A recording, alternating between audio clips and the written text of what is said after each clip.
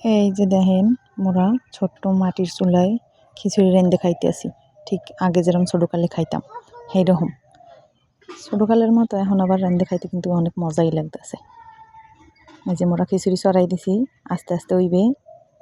রান্না হইলে পর আপনারা দেখবেন অনেক মজা, অনেক সুন্দর হয়েছে কিন্তু খিচুড়িটা রান্না মগো অনেক মজাই লাগে খাইতে। সবাই কিন্তু অনেক আনন্দ পাইতেছি। আপনারাও মাটির চুলা থাকলে মাটির চুলায় খিচুড়ি রাইন্দা খাইয়ে দেখেন, ছোটকালের মতো অনেক মজা লাগবে।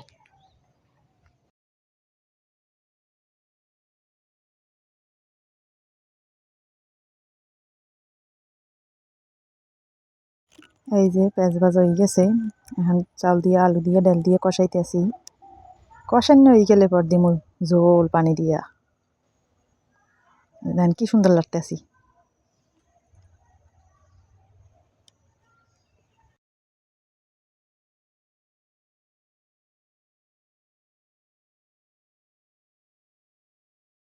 এই যে এখন মগো কষান্য হয়ে গেছে, এখন জল দিয়ে দিছি। একদম করই ভরে দিম যাতে চালটা ভালো মতো সেদ্ধ হয়। এই যে দেখছেন জল দিয়ে দিছি। জলটা দিয়ে দিলাম একটু লবণ।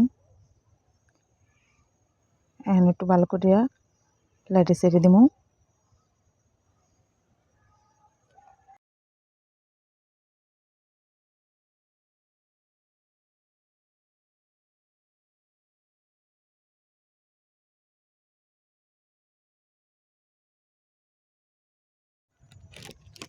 এই যে এখন ভালো করে লাইটে সাইডে মিশিয়ে দিমু। প্রায় ওই আইছে মগো খিচুড়ি, একটু পরে ওই যাইবে অনেক সুন্দর। এই যে নিচে আবার লাগিয়ে যায় নিয়ে, এই জন্য ভালো করে লাইটে ছেড়ে দিতে আসি যাতে না লাগিয়ে যায়।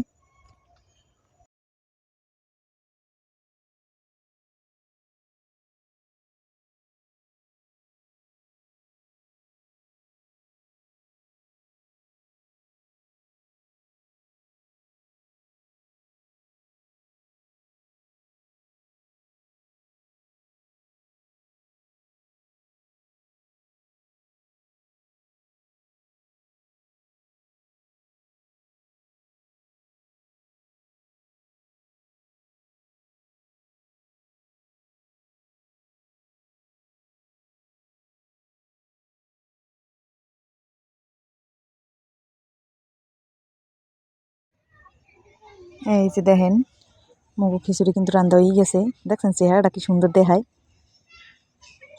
ফাইন হয়েছে না চেহারাটা খিচুড়ির? মগু খিচুড়িটার চেহারাটা কিন্তু অনেক সুন্দর হয়েছে। আপনারা যা কয়েন আর না কয়েন, খাইতে কিন্তু অনেক মজাই ভালোই লাগতেছে।